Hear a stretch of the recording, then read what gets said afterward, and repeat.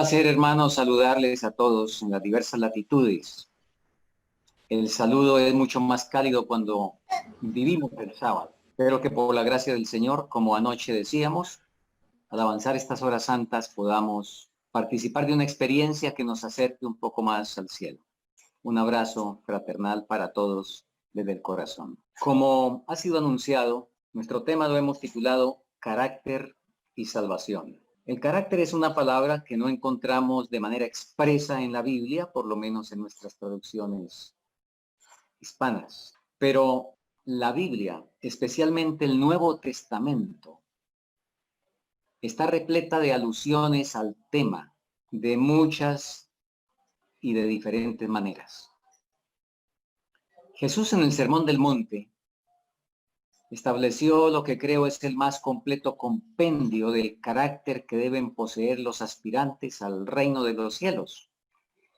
Y dejó claro que él regresaría para tomarnos, os tomaré, dijo, a mí mismo. Con eso sencillamente quería decir los que se parezcan a mí. Pablo, el más prolífico escritor del Nuevo Testamento, en todas las epístolas lo aborda y puntualiza su papel en la salvación. Hagan eso al decir, seguid la paz con todos y la santidad sin la cual nadie verá al Señor. Hebreos 12:14. Pablo, o digo mejor, Pedro, comienza sus epístolas hablando de las preciosas y grandísimas promesas para ser participantes de la naturaleza divina. Y dice, citando el Antiguo Testamento, sed santos porque yo soy santo. Y ni hablar de Juan. Sus epístolas, especialmente la primera, están cargadas de este mismo elemento. En consonancia con eso, la sierva del Señor, la anciana venerable Elena de White, escribe, y leo de Mensajes para los Jóvenes, página 70.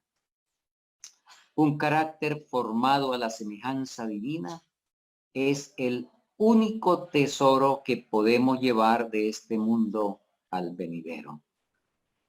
Un carácter formado a la semejanza divina. Si yo les preguntara a todos los que están escuchando, ¿qué es lo único que vamos a llevar al cielo? Contestarían en coro, el carácter. A un adventista del séptimo día, esta pregunta equivale a preguntarle cuál es el día de reposo. Todos lo sabemos. Lamentablemente, una gran cantidad sencillamente lo repite, pero lo ignora en la vida. Vamos a empezar definiendo un poco eso de carácter. Y como Dios nos habla en el lenguaje que podemos entender, y nosotros tenemos un lenguaje en el cual debemos, vamos a ir al lenguaje.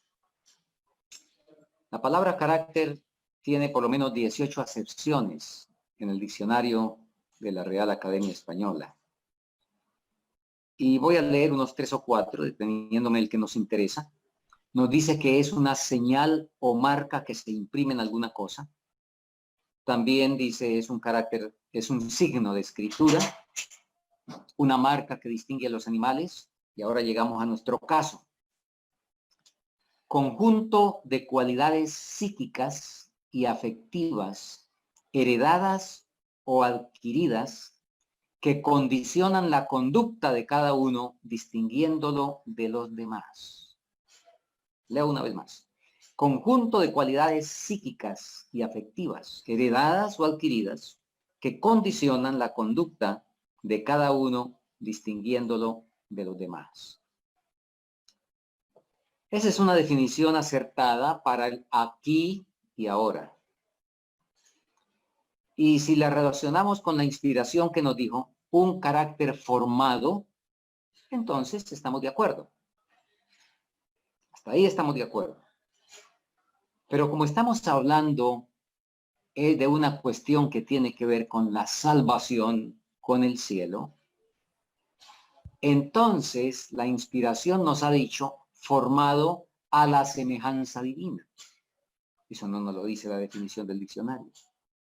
Y es complementado por la declaración de palabras de vida del Gran Maestro, la página 266, donde leemos así: un carácter noble, cabal, no se hereda, no lo recibimos accidentalmente.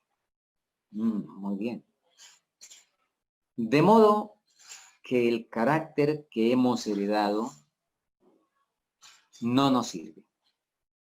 No sirven las cualidades psíquicas y afectivas heredadas, porque están contaminadas, son carnales, son pecaminosas. Hay que formar el carácter. La forma se adquiere a través del molde, y se nos ha dicho cuál es el molde: la semejanza divina. Ahora, vamos a permitir que la inspiración nos defina más el asunto. Leo de Maranata, lectura 3 de agosto, lo siguiente: la capacidad mental y el genio no son el carácter, porque a menudo son posesión de quienes tienen justamente lo opuesto a lo que es un buen carácter. La reputación no es el carácter. El carácter íntegro es una cualidad del alma que se manifiesta en la conducta. Oh, qué hermoso esto. Una cualidad del alma que se manifiesta en la conducta. Esa cualidad del alma que se manifiesta en la conducta tiene un molde, porque un carácter formado a la semejanza divina, formado, moldeado a la semejanza divina. Y notemos que la Biblia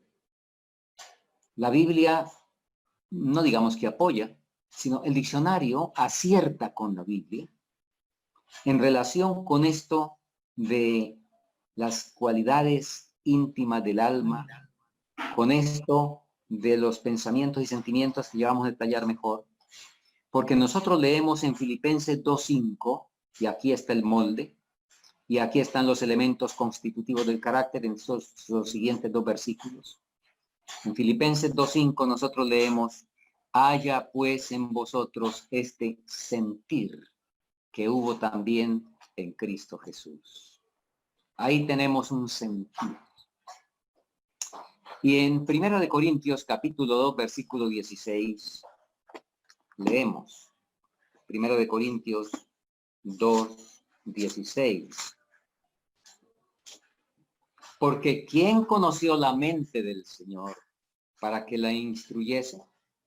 Mas nosotros tenemos la mente de Cristo. ¿Notamos? Muy bien. Ahora, los pensamientos. Y nótese, leímos en la Biblia que el sentir de Cristo y la mente de Cristo. Elena de White, y estoy tomando de la misma referencia anterior de Maranata, 2 de agosto, esto se repite en varios libros, Mente, Carácter y Personalidad y otros, donde dice: los pensamientos y sentimientos combinados forman el carácter moral. Pensamientos y sentimientos combinados forman el carácter moral.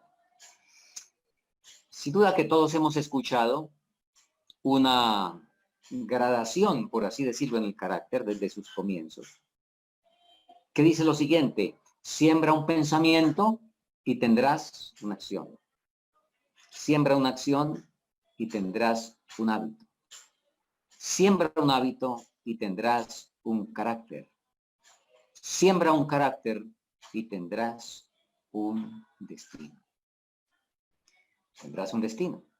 Porque la cita que leímos, que comienza: los pensamientos y sentimientos combinados forman el carácter moral, termina diciendo: si los pensamientos son malos, los sentimientos también lo serán. Si los pensamientos son malos, ¿cuáles son los malos pensamientos? Según la mente carnal, según la mente que hemos heredado, que no sirve, para la salvación. Según esa mente, los pensamientos malos son querer asesinar a otro, querer robar, querer golpear, hacer planes para delinquir. Y es cierto que esos son pensamientos malos, pero la revelación no se queda así de corta. En la palabra de Dios encontramos que los pensamientos malos son todos los que sean relativos al yo. Todo lo que se encamina a la vanagloria propia, al autoservirse, al autocomplacerse, el pensar en sí mismo, pensamientos de sospecha, de venganza, desear mal, de vanidad, autocompasión, megalomanía, ensalzamiento, torpes ganancias, egoísmo, orgullo, complacencia sensual en todos los sentidos. Esos son los pensamientos malos que dice la inspiración. Si los pensamientos son malos, los sentimientos también lo serán. ¿Cuáles son los sentimientos malos? Ira, resentimiento, descontento, amargura, depresión, tristeza, desdicha, rencor, hipersensibilidad, etcétera, etcétera. Eso es lo que forma el carácter moral. Y es totalmente contrario al carácter que debe ser formado conforme a la semejanza divina. Ahora, el diablo sabe algo muy bien que queremos mencionar más adelante. Pero déjenme decirles que hay una serie de impedimentos para que sea posible la formación del carácter. Dijimos que todos sabemos que lo único que vamos a llevar al cielo. Pero cuando tratamos este tema y lo colocamos en la perspectiva bíblica, ocurre con frecuencia que algunos no se sienten muy cómodos, hasta se fastidian, hasta se molestan. Y se cumple lo que está escrito en el Sermón del Monte, comentario inspirado del Sermón del Monte, donde la sierva del Señor nos dice que una estimación celosa de lo que los hombres llaman verdad teológica acompaña a menudo al odio a la verdad genuina manifestada en la vida. Ahora, la razón por la cual el ser humano rehúye esto de aceptar realmente que el carácter formado a la semejanza divina es lo único que vamos a llevar al cielo, es porque eso requiere abnegación a cada paso. Y la abnegación es diametralmente opuesta a la naturaleza carnal. Leo la inspiración en el mismo libro citado, Palabras de Vida, página 266. Dice así: Cristo no nos ha dado la seguridad de que sea un asunto fácil lograr la perfección del carácter. Un carácter noble, cabal, no se hereda. Leímos eso. No lo recibimos accidentalmente. Lo obtenemos mediante esfuerzos individuales realizados por los méritos y la gracia de Cristo. Dios da los talentos, las facultades mentales. Nosotros formamos el carácter. Lo desarrollamos sosteniendo rudas y severas batallas contra el yo. Hay que sostener conflicto tras conflicto contra las tendencias heredadas. Tendremos que criticarnos a nosotros mismos severamente y no permitir que quede sin corregir un solo rasgo desfavorable. Así es que aquí tenemos entonces que se nos dice de manera clara que no debemos cejar hasta no corregir todo rasgo desfavorable de carácter. ¿A través de qué medio? Leímos por los méritos y la gracia de Cristo. Ahora, los méritos y la gracia de Cristo, ¿a cuántos son ofrecidos? ¿Qué dice Juan 3:16? De tal manera amó Dios al mundo, a todos. Pero el que no se va a perder es el que cree. La gracia es para todos, pero son efectivos solamente para algunos. ¿Por qué son efectivos solamente para algunos? Porque ese carácter que el cielo pide y sin el cual no podremos ver al Señor, es un carácter que tiene que copiar la semejanza divina y que exige que haya una crucifixión del yo, y a partir de esa decisión inicial sea un camino continuo mientras estamos con vida. Lo que conocemos como el nuevo nacimiento. Y la inspiración nos dijo en 1897 al respecto: el nuevo nacimiento es una experiencia rara en esta época del mundo. Esta es la razón por la que hay tantas perplejidades en las iglesias. Muchísimos que pretenden tener el nombre de Cristo no están santificados y son impíos. Han sido bautizados, pero fueron sepultados vivos. No murió el yo y por lo tanto no renacieron a una nueva vida en Cristo. Y luego el conflicto de los siglos, página 522, otra declaración que dice: aceptan la esperanza de salvación sin que se realice un cambio radical en su corazón ni reforma en su vida. Así abundan las conversiones superficiales y multitudes se unen a la iglesia sin haberse unido jamás con Cristo. ¿Cuántos se unen a la iglesia? Multitudes.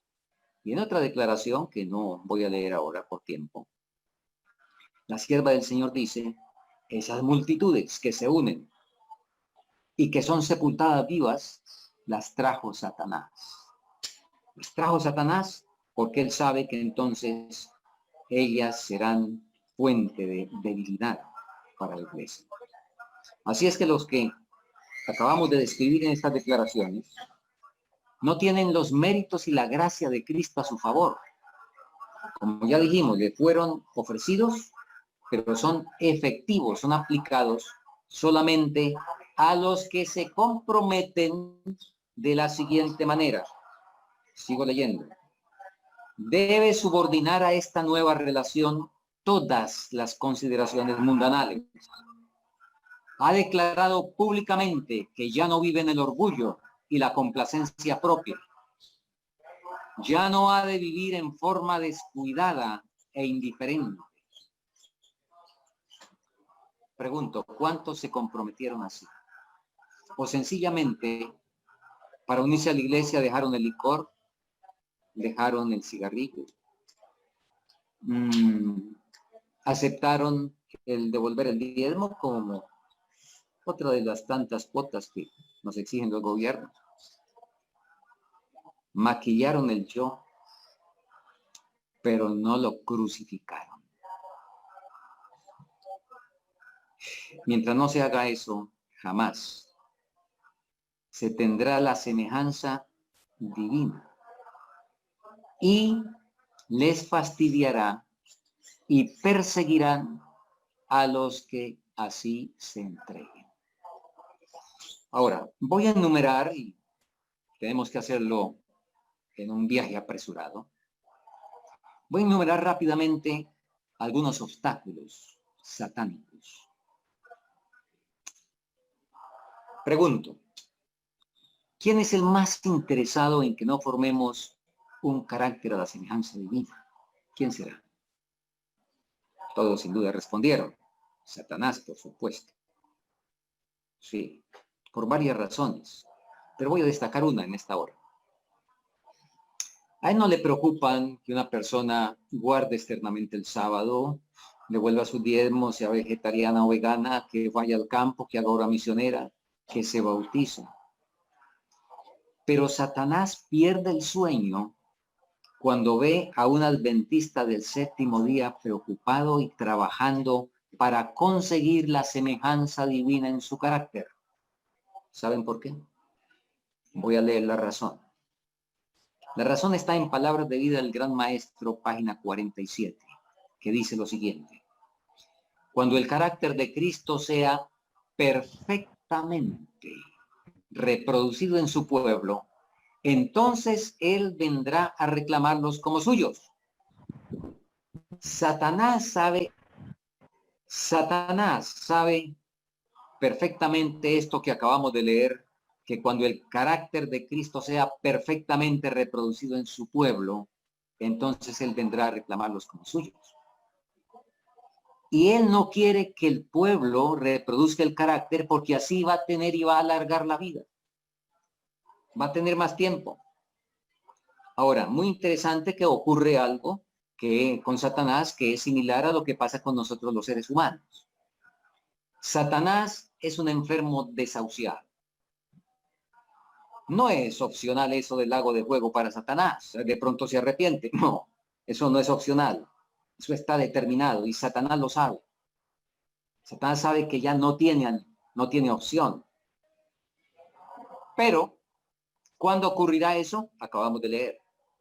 Cuando el carácter de Cristo sea perfectamente reproducido a su pueblo y que entonces Él venga a reclamar su pueblo y después de los 1000 años, ya lo sabemos todos, viene el episodio del lago de fuego. Si yo me enfermo de cáncer y avanza a un estado de metástasis y yo sé que me voy a morir y mi familia sabe que me voy a morir a menos que Dios intervenga de una manera milagrosa. Sin embargo, ¿qué hago? Y cuando entro en un trance bastante difícil, ¿a dónde pido que me lleven? Oh, me aferro. Quiero dilatar lo más posible el desenlace que es inevitable. Así es de que ese Satanás está interesado profundamente en que el pueblo de Dios no perfeccione el carácter, porque su desahucio tendrá un poco más de tiempo, por lo menos, en esta tierra. Nosotros, y quisiera tener el tiempo para decir cómo afronta un cristiano la muerte al decir esto, pero vamos a omitir esa parte. Satanás ha tenido éxito con nosotros como pueblo adventista en este punto. Les recuerdo que de acuerdo a la inspiración, el Señor quiso venir después de 1844. Eso está documentado en el conflicto de los siglos que se escribió en 1888, donde la sierva del Señor dice que si el pueblo que recibió el mensaje del tercer ángel hubiera caminado en el Cristo, ya habría venido. Después el Señor quiso perfeccionar el carácter a través del mensaje de 1888. Nuevamente Satanás en este caso ganó la victoria de postergar el asunto. Luego, de acuerdo a la inspiración, tuvimos una nueva oportunidad en 1901. Y hoy estamos 119 años después de la última vez, por lo menos documentada con certeza por el profeta. Quizá hubo otras oportunidades, pero no tenemos la certificación del profeta para asegurarlas. Donde lamentablemente Satanás ha ganado todas esas batallas y sigue luchando porque quiere seguir postergando lo máximo posible.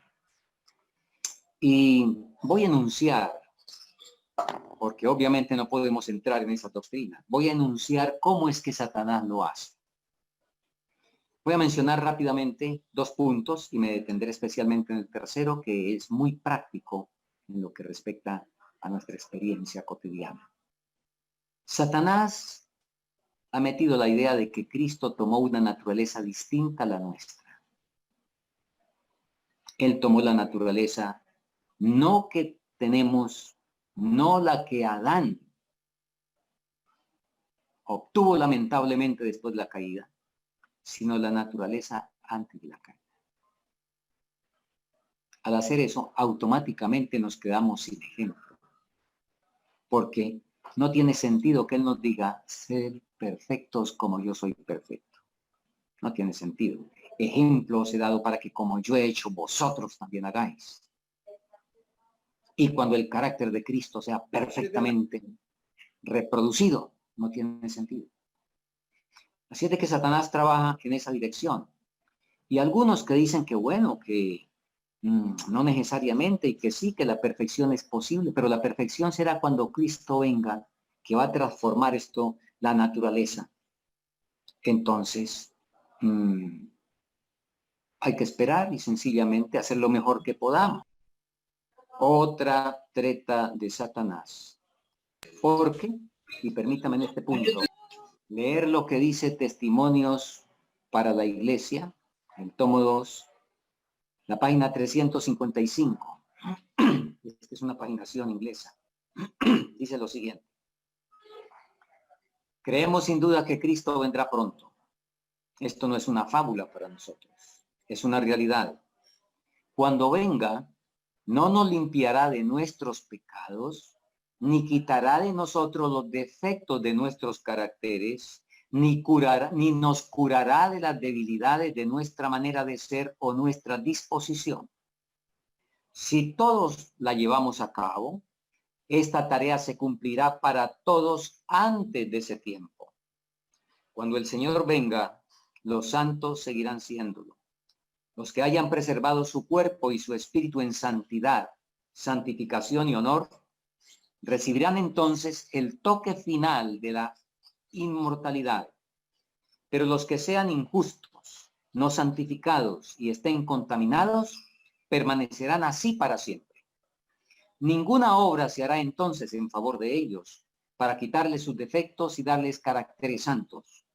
El refinador no se sentará entonces para continuar con su proceso de purificación, para quitar de ellos sus pecados y su corrupción. Todo esto debe hacerse en estas horas de prueba. Ahora debe cumplirse esta obra en favor de nosotros. Muy bien. Creo que esto es claro. Es muy claro. El decreto apocalíptico dice que en un momento, si bien corto tiempo antes de Jesús venir, Él da un decreto donde dice que cada uno queda ya sellado donde está. El justo sigue siendo justo, el impío sigue siendo impío y no hay nada más que hacer. Así es que esta es la obra, por supuesto, que debe hacerse ahora.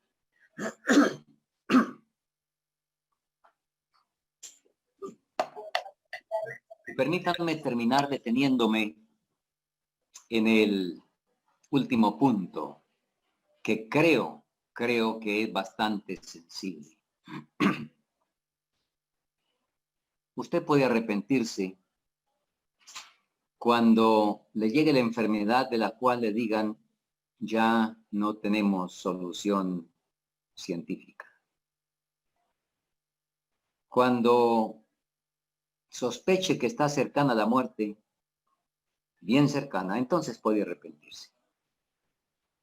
Esa es otra tremenda treta de Satanás. Decirle al pueblo de Dios y particularmente al pueblo adventista que nos podemos morir o nos podemos arrepentir cuando nos vamos a morir por la ceremonia que dice Santiago 5, 14 y 15. Porque Satanás sí sabe lo que posiblemente muchos adventistas del séptimo día no sabemos. Satanás conoce perfectamente lo que voy a leer enseguida. Leo de Testimonios para Ministros, las páginas 429 y 430, lo siguiente. Y nos detendremos aquí un poco. Toda hora que pasa está modelando nuestra vida futura. Los momentos pasados en la negligencia y en agradar al yo, como si no tuvieran ningún valor, están decidiendo nuestro destino eterno. Las palabras que pronunciamos hoy seguirán resonando cuando el tiempo no será más. Los hechos realizados hoy son transferidos a los libros del cielo, así como los rasgos son transferidos por el artista a la placa pulida. Ellos, esos hechos, ahora recuerden, los hechos no son otra cosa que la manifestación visible ¿de qué? De los pensamientos y los sentimientos. Así de simple. Esos hechos determinarán nuestro destino para la eternidad, para bendición o para pérdida eterna y agonizante remordimiento. Notemos lo siguiente. Notemos lo siguiente con atención. El carácter no puede ser cambiado cuando Cristo venga, ni en el momento que el hombre está a punto de morir. La edificación del carácter debe realizarse en esta vida. Tememos que el arrepentimiento vendrá demasiado tarde para el alma corrompida que complace el yo. Unas pocas resoluciones, unas pocas lágrimas. Y recuerden que esto está escrito en el contexto de poco antes de morir. Unas pocas resoluciones, unas pocas lágrimas, nunca contrarrestarán una vida pasada culpable, ni borrarán de los libros del cielo las transgresiones, los pecados voluntarios y conscientes de los que han tenido la luz de la verdad y pueden explicar las escrituras a otros mientras beben el pecado y iniquidad como aguas hurtadas. ¿Para quiénes está aplicando esto? Para los que tienen la luz de la verdad. Muchos encuentran su modelo en el ladrón en la cruz. Erramos ignorando el sentido de las escrituras. Los que tienen la luz de la verdad. Hay tremendo peligro. Ahora, quiero hacer una aclaración. Aquí estamos hablando de la regla. El Señor está dando la regla. Hay excepciones, contadísimas excepciones. Contadísimas excepciones en que alguien que tuvo la luz de la verdad, pero toda su vida estuvo complaciendo su naturaleza, y aquí se designó como el alma corrompida que complace el yo, que se puede arrepentir al final. Hay contadísimas excepciones. El problema es que a esas contadas excepciones que las maneja Dios, a mí me gustaría ser la excepción, por supuesto. Y si Dios me pone a escoger, pues yo le voy a decir, no, yo quiero vivir aquí sabroso como a mí me gusta.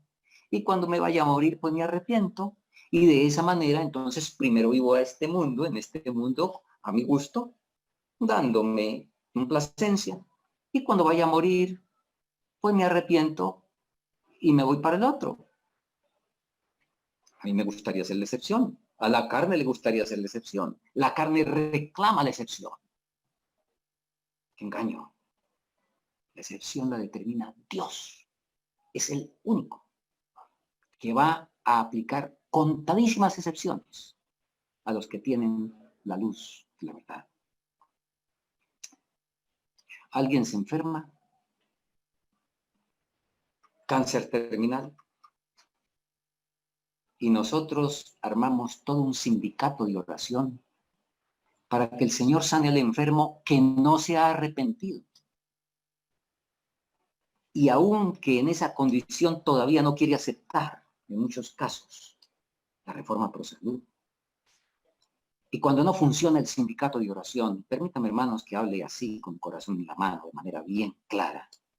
Cuando no funciona el sindicato de oración, entonces funciona la ceremonia de Santiago. Porque que vengan los ancianos y oren y se perdonen los pecados, y entonces si se perdonan los pecados, pues somos salvos. Y en el funeral le aseguramos que va a tener parte en la primera resurrección. Oh, hermanos, que erráis ignorando las escrituras y el poder de Dios, dijo Jesús. Ahora, bajo este punto que les dije que era el último, tenemos necesariamente que analizar algunas cosas. Nosotros ya leímos en Maranata, pero se chasquearán los que esperan contemplar un cambio mágico en su carácter sin que haya un esfuerzo decidido de su parte para vencer el pecado. ¿Qué es pecado? Bueno, es una definición muy corta, pero al mismo tiempo demasiado amplia. Pero permítame que de ese espectro tan extenso, tomar de las declaraciones que hemos leído para poder entender mejor este asunto. Repito la cita que acabo de leer. Pero se chasquearán los que esperan contemplar un mágico cambio en su carácter, sin que haya un esfuerzo decidido de su parte para vencer el pecado. Por favor, unamos eso, esfuerzo decidido para vencer el pecado, con la expresión que leímos de Testimonios para Ministros, donde dice, tememos que el arrepentimiento llegue demasiado tarde para el alma corrompida que complace el yo. Y entonces, permítame cambiar aquí, vencer el pecado, con la otra expresión que es equivalente. Entonces podemos perfectamente decir, pero se chasquearán los que esperan un cambio mágico en su carácter, sin que haya un esfuerzo decidido de su parte para vencer su complacencia del yo. Y no estamos hablando de complacencias por ahí aisladas. No. Estamos hablando cuando hemos hecho de la complacencia propia en los diferentes aspectos de la vida, el estilo de vida. De eso estamos hablando. Esa es un alma corrompida, ¿o no? Nunca asesinamos, nunca atracamos un banco, nunca le quitamos nada a nadie. Definiciones de la palabra son distintas a nuestras definiciones. ¿Qué es corrupción? Oh, algo terriblemente tétrico y siniestro. La palabra llama corrupción a la complacencia del yo. Y voy a leer sin comentarios porque creo que esto no admite comentarios. Voy a leer algunas citas en este asunto de la complacencia del yo. La primera de un consejo sobre mayordomía, página 142. Los que utilizan el dinero con fines de complacencia egoísta están deleitando y glorificando al enemigo de toda justicia. Los que utilizan el dinero con fines de complacencia. Cada uno interprete este asunto. Leo otro. Lo leo de Ministerio Médico, página 275. El pueblo de Dios ha de aprender la templanza en todas las cosas. Ha de eliminar de sus vidas toda complacencia propia. Y en consejo de conducción del niño nos dice, Satanás dice a los jóvenes que hay tiempo suficiente todavía, que pueden complacerse en el pecado y en el vicio esta sola vez y nunca más. Pero esa sola complacencia envenenará toda su vida. No os aventuréis ni una vez en terreno prohibido. En este peligroso día del mal, cuando las tentaciones al vicio y la corrupción están por doquiera, elévese al cielo el ferviente y cordial clamor de la juventud. ¿Con qué limpiará el joven su camino? Y ojalá se abran sus oídos y su corazón se incline para obedecer la instrucción dada en la respuesta con guardar tu palabra. Nada de ociosidad, nos dice Testimonios para la obra de la escuela sabática. Nada de ociosidad, nada de complacencia propia debería permitirse en aquellos que profesan ser obreros cristianos.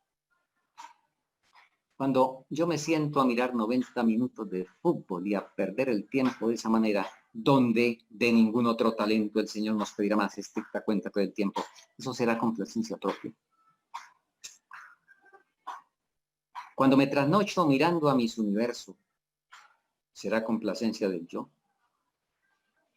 Cuando me ofendo si alguien me injuria, y de una vez se me descompone el interior, eso será complacencia del yo y del orgullo y de la exaltación que hay en nuestro corazón. Cuando visto distinto a las normas del pudor y la modestia, no siguiendo los modelos de pudor y modestia bíblicos, sino la moda que dicta París o Milán, será complacencia de yo. Cuando me siento desdichado porque no se satisfacen mis expectativas o caprichos, eso será complacencia propia. Cuando doy curso a la murmuración, al descontento, etcétera. Imagínense, no acabaríamos la lista. No acabaríamos la lista. Si cedéis, nos dice la palabra inspirada, y esta la leo de Maranata el 2 de agosto. Si cedéis a vuestras impresiones y permitís que vuestros pensamientos vayan por el camino de la suspicacia, duda y descontento, os contaréis entre los más desgraciados de todos los mortales. Estimada hermana F, usted tiene una imaginación enfermiza y deshonra a Dios, permitiendo que sus sentimientos controlen totalmente su razón y su juicio. Usted tiene una voluntad que induce a la mente a influir sobre su cuerpo, desequilibrando la circulación y produciendo congestión en ciertos órganos, de modo que está sacrificando su salud en aras de sus sentimientos. Está cometiendo un error que, si no lo corrige, terminará por arruinar no solo su felicidad, no solo se está haciendo un daño verdadero a sí misma, sino también a los miembros de su familia. Notemos lo siguiente. Esta actitud no sería pecado si usted no tuviera dominio sobre sus sentimientos. Entonces es un pecado no dominar los sentimientos. Esta actitud no sería pecado si usted no tuviera dominio sobre sus sentimientos. Y noten lo que viene. Pero ni aún en ese caso, ni aún en el caso de que no tuviéramos dominio sobre los sentimientos, ni aún en ese caso tendría excusa para someterse al enemigo. ¿Por qué? Porque tenemos la ayuda divina. Porque podemos invocar a uno que es poderoso. Entonces no hay ninguna excusa. Nosotros cantamos. Regularmente, no sé cuántos han cantado, y espero que lo hayamos hecho con el entendimiento.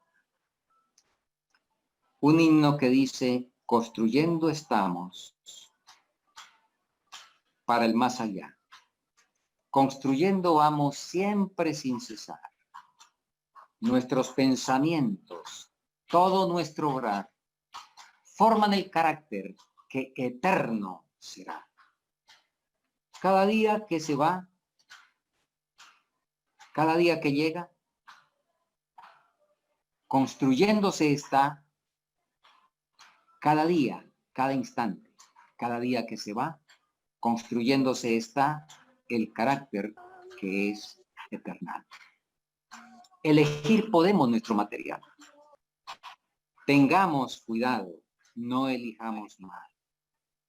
En bien del maestro hemos de trabajar, él nos hará sabios y nos hará triunfar.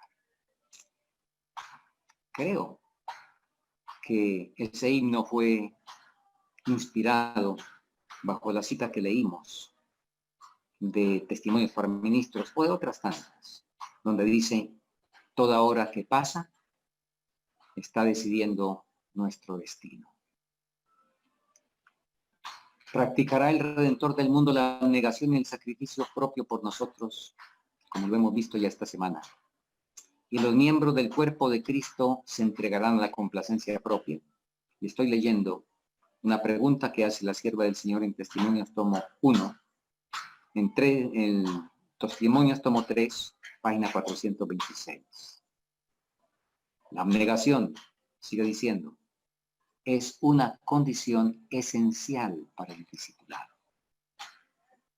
Cuando usted busca abnegación, hay una cantidad abrumadora de declaraciones donde nos presenta la abnegación para el comienzo del camino y la abnegación a partir de ese comienzo en todo paso del camino. Entonces Jesús dijo a los discípulos, si alguno quiere venir en pos de mí, niéguese a sí mismo. Tome su cruz cada día y sígame. Él marcó el camino, él fue adelante. Y él dije, ejemplo os he dado para que como yo he hecho, vosotros también hagáis. Oro al cielo para que nosotros podamos entender este asunto.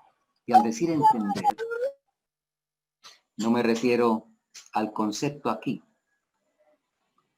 Elena de White dijo algo muy interesante. Dijo, cuando la verdad es tenida como verdad solamente por la conciencia, lo que hace es que perturba la mente. Pero cuando la verdad pasa de la conciencia al corazón, entonces, justificados pues por la fe, tenemos paz para con Dios por medio de nuestro Señor Jesucristo. Hermanos, tenemos muy poco tiempo para preparar nuestros caracteres para el cielo. Los eventos así lo muestran. La parábola de las vírgenes fatuas y prudentes nos presenta claramente que cuando se escuchó el grito, ese grito que nosotros los adventistas estamos esperando, sin duda estamos todos de acuerdo que ese grito es la ley dominical. Pero es muy interesante que cuando se dio el grito, las vírgenes fatuas corrieron a comprar aceite. No lo lograron, no porque se hubiera cerrado la puerta con el grito, sino porque la consecución del aceite, que en este caso es la adquisición del carácter, no se logra con una carrera, ni con una semana de revelamiento, ni con una noche de vigilia, ni con no sé cuántos ayunos. No es un arranque feliz de los sentimientos y espasmódico como lo determina el adecuado. La fe, la esperanza y el valor, nos dice claramente la inspiración, son gracias que se desarrollan por el ejercicio de años. El perdón se obtiene con una oración, pero al pueblo que Dios le dio la luz, por eso está él en el santuario celestial, no le está pidiendo que se arrepienta de los pecados simplemente, sino el requisito para el que tiene la luz de la verdad es que venza, y el que venciere tendrá todas las promesas que la palabra ha dicho para aquel que venza. Que el Señor nos ayude y podamos nosotros aceptar la provisión de gracia y la ayuda tan poderosa del Espíritu Santo para vencer y entender que lo que vamos a llevar al cielo es el carácter formado conforme a la semejanza divina. Y que para eso tenemos que permitir que el Señor tire a la basura, aunque es decisión nuestra de tirar a la basura lo que hemos recibido, lo que hemos obtenido como herencia o lo que hemos sencillamente desarrollado. Quiero terminar con una plegaria al Señor y agradecer al cielo por la oportunidad que nos ha concedido de interactuar juntos. Tengo que salir inmediatamente, de modo que por eso aprovecho para agradecer al Señor por la oportunidad de interactuar con ustedes. Y oro para que su palabra, como dice el profeta, no vuelva a él vacía, sino que cumpla el propósito para el cual el Señor tan misericordiosamente nos la ha enviado. Oremos. Nuestro Dios y Padre, muchas gracias por tus misericordias. Oh Señor, la exposición de tus palabras alumbra y hace entender al que quiere entender. ¿Cuánto te agradecemos porque no nos hablas por parábolas, sino que nos explicas de una manera muy clara qué constituye la realidad del reino de los cielos y cuál debe ser nuestra parte para acceder a él? Venimos a ti Agradecidos porque tu promesa es fiel. Porque el apóstol escribió que hemos sido rescatados de la vana manera de vivir que recibimos de nuestros padres. La herencia contaminada, la herencia de pecado, la mente carnal. El apóstol dijo, hemos sido rescatados. Él había pasado, por supuesto, por esa experiencia. Y hoy también, tus hijos necesitamos pasar exactamente por la misma experiencia.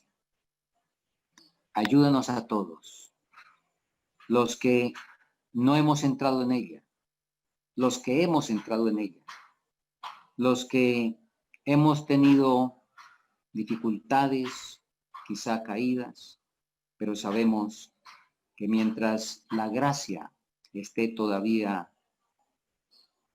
ofreciéndose, tenemos oportunidad de penetrar dentro del velo, llevar nuestras debilidades al lugar santísimo, donde tú estás pronto no solo a perdonarlas, sino a borrarlas por haber vencido. Oh Señor, si es necesario para quien así sea menester, llévanos a Jaboc para tener la noche de angustia por el pecado, para sentir tal dolor y tal repugnancia por él, que a partir de ese momento decidamos morir antes que cometer a sabiendas cualquier acto pecaminoso.